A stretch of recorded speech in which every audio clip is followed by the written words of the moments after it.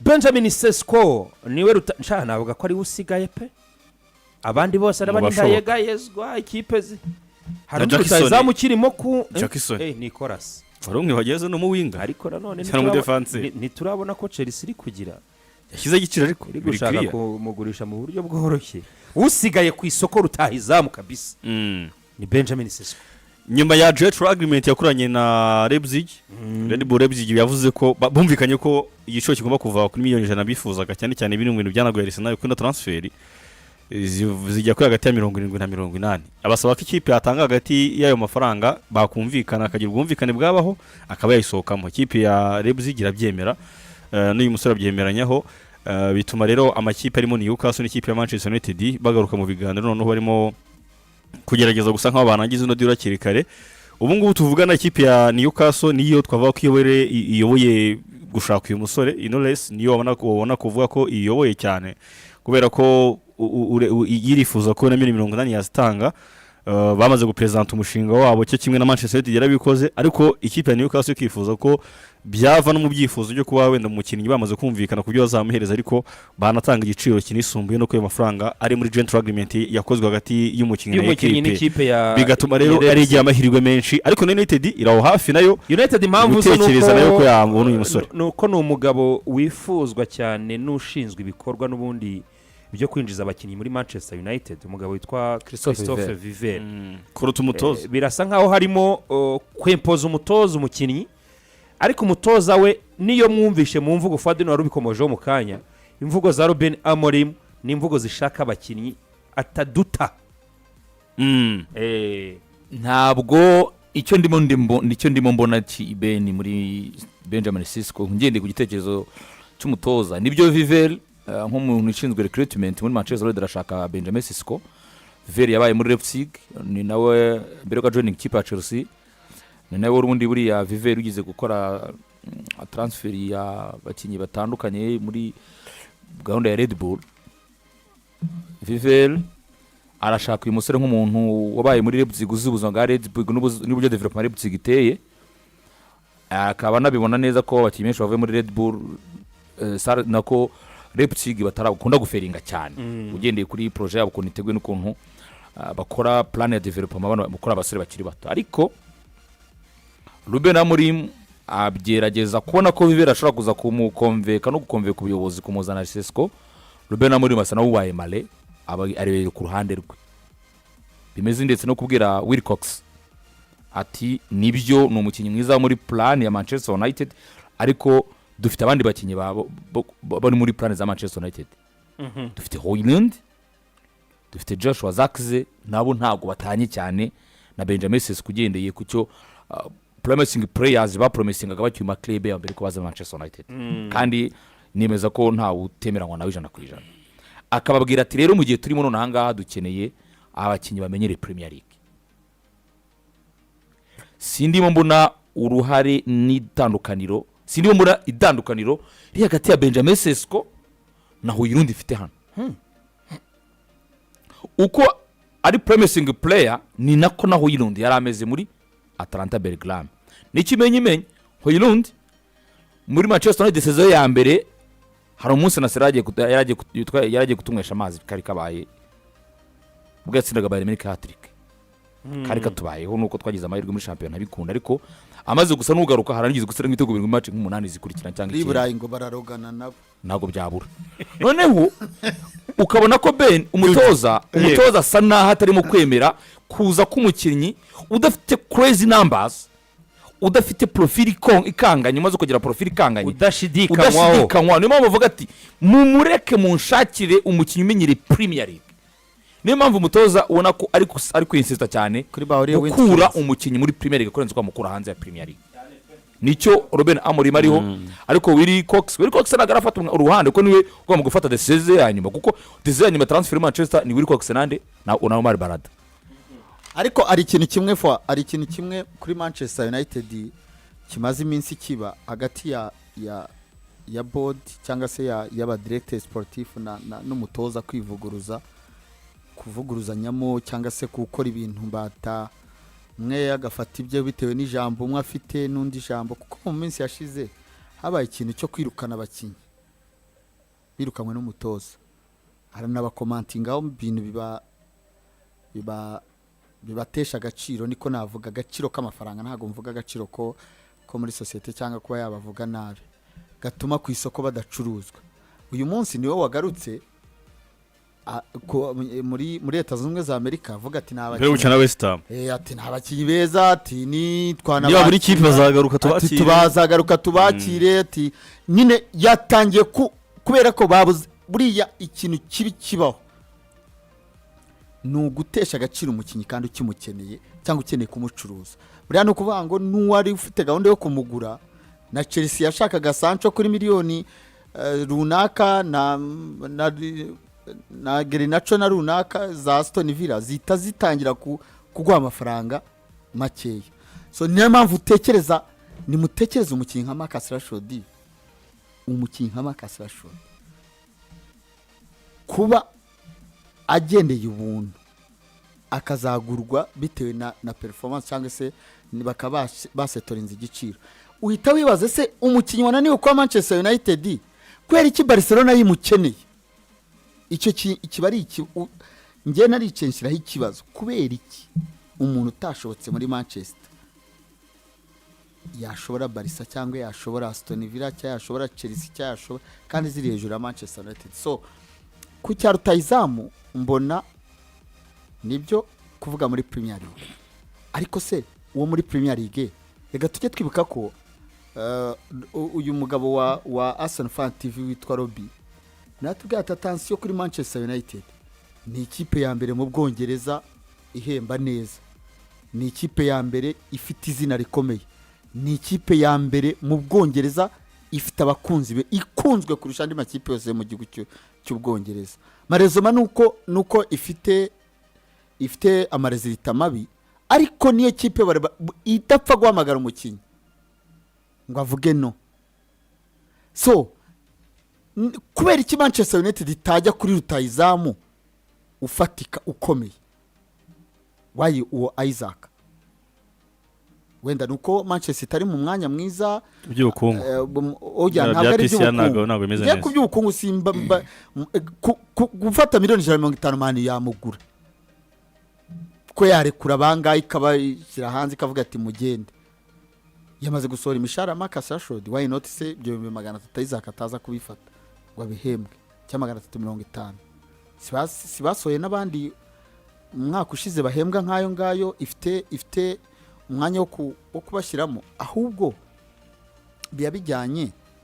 naho ikipiri uyu munsi kubera rezilita umwanya 15 uremeranya n'umutoza se ko abakinnyi bamenyereye shampiyona aribo bagomba kwinjira muri Manchester United oya kuko umukinnyi mwiza ubu muri ligi ntabwo ari uwavuye muri ligi oya ku rwego we ejo bundi arutse kuvuga ko natekerezaga ko Manchester kwinjizamwe abakinnyi muri Manchester United ubu ngubu bibasaba mbere na mbere kubikorana ubwitonzi n'ubushishozi erega ubwo bwitonzi ni Benjamin Sesko usigaye ku isoko twavuga ko ukomeye akomeye iki akomeye kuri uko agenda azamuka standard ye n'imyaka Benjamin Sesko reka nkwereke ukuntu akomeye ntari mu bataka batatu beza mu Budage ariko niwe wa mbere ku myaka 22 ikibazo cy'imyaka ntago Manchester United ab'imyaka Manchester none se kuki Joshua Zirkzee yaje atari umukinnyi mwiza ibitego byinshi mu bato nyine kuri cyagiye yazaga ubwo yari afite 24 fois indese Zirkzee yari afite 24 ubu ni afite ntafite 24 Joshua Zirkzee afite ingahe tumva ari 24 atari 23 we ari mutose yamaze kuba mukuru ubu yari afite icyo gihaza muri Manchester United kuko nureba reka ngurugero buretse gato ngurugero niba ahubwo tike wa 15 niba atari 24 yari afite 23 yari umukinnyi watsinze ibitego byinshi mu myaka 23 bari muri la Miss yari yo mwiza ariko sabiri mwande byahombye ariko njye icyo mvuga njye icyo mvuga impamvu mwamaze kunjyana inyuma ya topic njyewe twarebaga niba koko Robin Amorim naza kumvikana byibura n'uyu mugabo witwa Christophe Vivere ushaka kumukonvenkesha kwaza umukinnyi azi neza parikuru ye anamubona ko ari umukinnyi wagira icyo afasha ubusatirizi bwa Man United kuko umutoza abyemere cyangwa umutoza akomeza atsimbarare ku kuvuga ngo ngewe nubwo rutahizamu mukeneye ariko nkeneye kubona rutahizamu ngendeye ku cyo nasabye ubuyobozi bw'uko mu kwinjiza nk'abakinnyi biradusaba ubwitonzi n'ubushishozi kuko dukeneye umukinnyi uza hano aje kugira ikintu yongera muri ekipe ku bakinnyi asanze yavugaga ko ku bakinnyi yavugaga ku bakinnyi babiri yavuga ati ninjijemo Brian Mbwemo sibyo baramumuhaye Brian Mbwemo avuga ko ari umukinnyi uzamufasha ngo muri dressing room ntavuga ya n'ubundi ngo no usanga nagavuga rwo mu kibuga buriya ariko umuntu witwa Kunya ni mu kibuga no mu Rwanda Brian Mbwemo ngo no mu kibuga ntavuga rwose ni mu kibuga no mu Rwanda ngo Brian Mbwemo avugisha firi akumva rero nimubwo rutahizamu akeneye yakwinjizamo rutahizamu koko uje muri Premier League uje gufasha byose uyizi uzi shampiyona y'ubwo ngiye munyengeza Robben Amorim ndazumva arimo aravuga ati B.Sesko sumu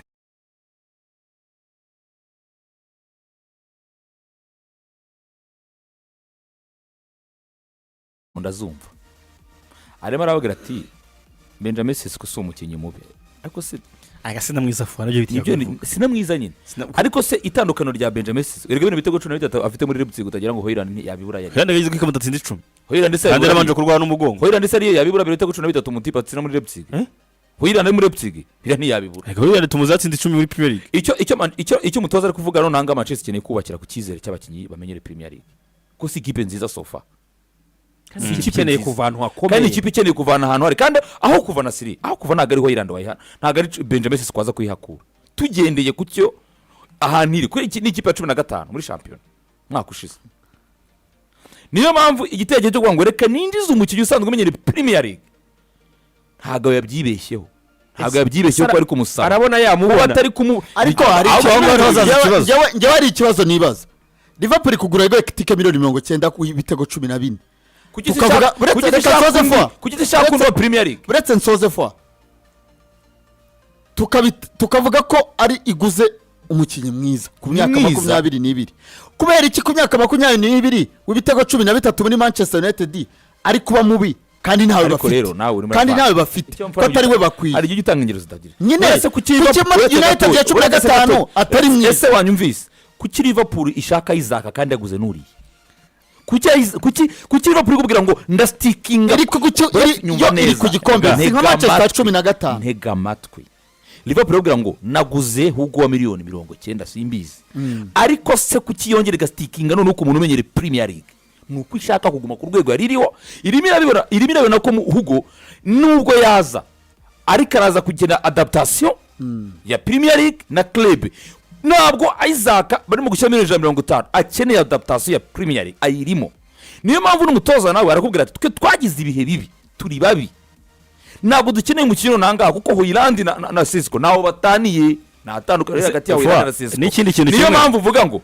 icyo Hoyland acyakeneye kugira ngo azamure urwego ndubone nejo naravuze ngo yakunze running mu kino aragenda kuri Manchester aragenda nakunze running arimo ya develop cyo kwirukanka n'icyo byakeneye ndashaka umuntu umenyere Premier League nge ndemera ko na Robben Amorim ariko niba ashobora ngo ndashaka umuntu umenyere Premier League nuko nyine Alexander Isaac Liverpool kimushaka kandi aguze 90 cyeka ndimo no Manchester agura Sesko ikagura n'undi muri Premier League ariko amakipe biratandukanye Manchester na Liverpool nubwo na Isaac yaza naho ugakaza bahasanze boss bitwa Mohamed Salah usanzwe utunze Liverpool uyimenyera byose baje kumwunganira ntago abanga bazindi uzinjira mese akabanzamo ntazo bapaturo cya kintu cyo kuva ko ariko Manchester United cyo kuva Manchester United yatanga miliyoni 70 baragize biraguye yashaka kumujya kwifasha baragize ko miliyoni 50 zo kugura umwataka wa Aston Villa ngiye ndemeranywa nayo ngiye kubwange rero siko mbyemera ndemeranywa n'umuntu witwa Wari Watkins ubwo bushishozi Bedi yavugaga ngewe mbona waguze Brian Mbwemo wa 20 ndavuga ibitego waguze Matos Kunya wa 15 ngiye mbona kuri projet Manchester United kuri gabari ya B.Sesko ku myaka ya 22 kuri taye ye kibitega tsinda yaba ari imitwe cyangwa amaguru cyangwa ibiki mbona yabiguze umukinnyi mwiza ishona gucuruza biramutse byanze icyo nge ibyo bya Premier League muri Premier League Manchester ntiri bujye guhangana na Liverpool kuri Alexander Isaac Manchester nijya kugura Nickolas Jackson iramugura niba Chelsea ajya muri kuri miliyoni zingahe si ijana savuze ijana nago yavuze ijana kuko harimo hagati ya 80 n'ijana ariko reka mubwire na Siri reka twemere uwo Nickolas Jackson. Eske uramutse ushaka rutayizamu mwiza w'ahazaza wafata Nickolas Jackson ugasiga B.Sesko? wowe se ushaka none ahangaha rutayizamu mwiza w'ahazaza w'ibitego 13 wo mu Budage na rutayizamu wo mu bitego 12 wo muri Premier League umwiza ubwo ninde ugiye kumugura bari ku giciro kimwe bari no myaka imwe wagura nde? Nge nagura bitewe naho na sezo agize Nge ari sezo ya mbere ari nka Jackson sezo ya mbere Jackson 15 nyine ngewe impamvu Jackson ntabwo azamuka aramanuka. Nge nagura B.Sesko mu Budage ufite 13 nagura B.Sesko na Jackson wa 11 w'imvune. Nge muri style nkunda y'abataka Jackson ntari Manchester namutse namuguze yabi sinzi yenda bagende ko iyo mibare Sofe bayenda bamugura simbisi. Ariko none ahangaha to be honest, Manchester United tugendeye kuyiriyo nona ikeneye umuntu wo kuza gukomeza kwigisha nko kwigisha abaho Irandi. Byibura se yazanye ushobora kwibigira Irandi ntabwo yaje ibyo yarabitsinze nk'ibyo B.Sesko yatsinze. Irandi nani bitego bitanu muri projet bamutekerezagamo muri projet bamutekerezagamo zirikize yari nimero 9 ni muri kandi twarasanze muri muzara isezo sari kinka nimero 9 tugende muri projet bamutekerezagamo ntahitane niyo batekerezamo B.Sesko. Ariko nkibaza impamvu ufite ibitego 20 bya Mbeumo yego ufite abataka do point 2 Joshua na Rasmus. Why natiri ku isoko ry'umwataka? Urakoze cyane Mbappe. Manchester United, Brian Mbeumo na Mateus Cunha umwaka ushize muri Premier League uteranije umusaruro mbumbe wabo batsinze ibitego 35 20 bya Mbeumo 15 bya nde ya Mateus Cunha bakora assist 13 ndi kuvuga imibare yabo ari bombi tego 35 which is not bad ntago ari bibi par rapport y'abandi bataka basanze muri United ko twasanze abataka bari bahari umwaka ushize basozanije season na Man United umusaruro mbumbe wabo bararusha igitego kimwe Brian Mbeumo wenyine muri championnat. Ubwo wafashe championnat yonyine? Yego afashe championnat yonyine. So kuri Manchester United kubera iki ikeneye rutayizamu muzima turetse no kuvanga imibare ntibavugira. Imibare yo rwose ngira ngo tubisobanuye igihe kinini ko imibare ko bataka ba United nago ibavugira sirito muri championnat. Muri Europa League barigaragaje bari mu batsinze ibitego byinshi. Ariko in the wrong run mu buryo bukomeye cyangwa mu buryo nka championnat nyine ni ndende. Nka championnat ari ndende fata amezi 10 ya Premier League. Bakeneye abataka bagomba kuba batsinda ibitego ayo mezi 10 ukuremo Amad Diallo yego na Mbeumo bari bujye mu gikombe cya Afrika. Ni ukwezi hagati mu kwezi kwa 10 na Cote d'Ivoire na Cameroon. So Manchester United Mbappe umwataka yitwa Rasmus Hojlund reka tumukomozeho cyane. N'umwataka mu buryo bugaragara ubona ko afite ubushobozi sibyo afite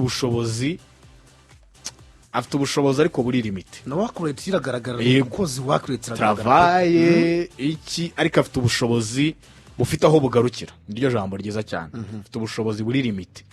ariko ubushobozi buri limite akenshi bukenera umutoza mwiza ushobora gutuma bwaguka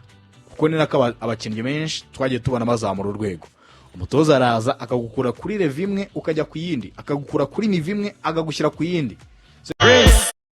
umukinnyi agasubira inyuma siko bimeze. Umutoza uzi umukinnyi yari kuri iyi nivo akamusubiza inyuma kubera ko wenda badahuje ibitekerezo mu buryo bw'imikinire. So kuri Rasmus Hojlund ni rutayizamu waguzwe imburagihe reka mbyite gutyo yaguzwe imburagihe kuza muri Manchester United. Ubushobozi arabufite ariko yaje muri Man United igihe kitaragera kuri we cyo kwisanga muri equipe nka Manchester United. Rutayizamu afite imyaka 22 sibyo hashize imyaka 2 akinira Manchester United. Isobanuye ngo yaguzwe afite arimo yinjira muri 20 yari 19 ishyira muri yari 19 ahubwo yari 19 ishyira muri 20. Ni rutayizamu simvuze ko rutayizamu ahantu hatoya ngo ahita azamuka mu buryo bwihuse ajya muri ekipe nini ahita agaragaza ubushobozi. urugero rwiza ni Victor Gyökeres, ni Victor Gyökeres ikipe anyuzemo ni Sibyo? amakipe asanzwe. na ba Lamine Yamal yazamutse muri akademi ya Barca ahita aza muri ekipe nka FC Barcelona bihita bihwana, ariko ibyo ngibyo ni tara exceptionnel, ni tara nyiri bidasanzwe. Kenshi iyo badabanje kugufata ngo bagutize muri za Girona, bagutize mu cya kabiri, bagutize hehe na hehe, ubanze ukamirike, ubanze ujye ku rwego rwiza, hari igihe nyine uza uri tara exceptionnel, ufite impano idasanzwe ku buryo ikipe ya mbere akenshi uba witeguye kuyipeza. Uyu musore ku myaka 22 ni umusore wazamutse muri Copenhagen akinamo seze ebyiri. Copenhagen nibwo yaratangiye kubona sport ya ekipe ya mbere, hari ejo bundi mu 2020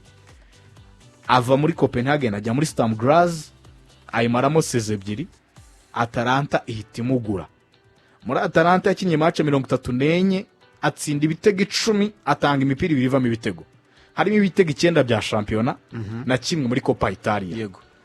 Ahita aza muri ekipe ya Manchester United.